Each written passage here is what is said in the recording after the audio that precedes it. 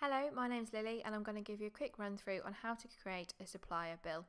There are two ways in which you can do this. The first is through the supplier center on the left hand side, where you can then find the supplier within the list and add create bill. The second option, and the quicker option, is at the top. You've got three buttons.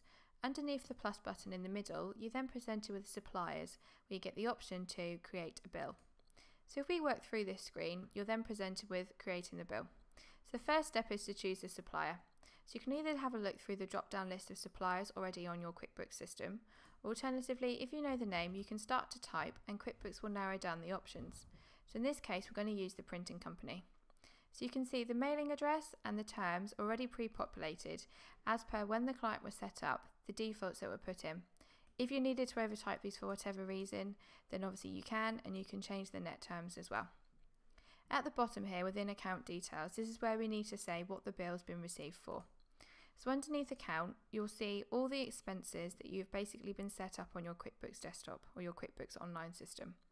Within here, you can choose what it's most relevant to go to. So in this instance, it's going to be printing and promotion.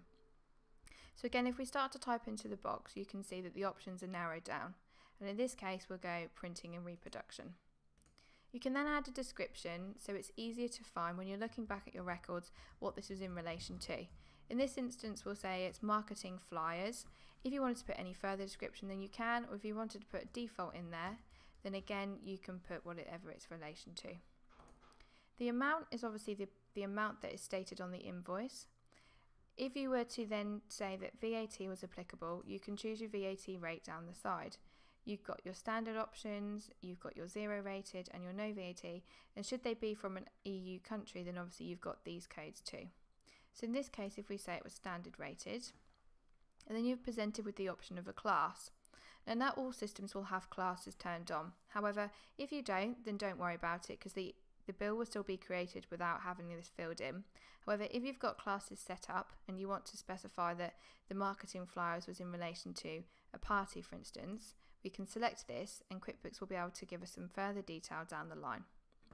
Once we're happy that the bill has all been updated and we're ready to save it, we've got two options to either save, which will then update our registers, or we've got a batch of bills that needs to be entered, we can do save and new. So if we click save, we can then see that the bill for £180 has been saved. If at any time you need to modify one of these bills, at the top you're presented with a cog, which is your recent transactions, and you can see that the bill we just entered is showing there. If we click on it, we're then taken back to the bill screen where we can start to modify this in any way that we needed to. If you've got any queries, then leave them in the box below. If not, feel free to check out our other videos.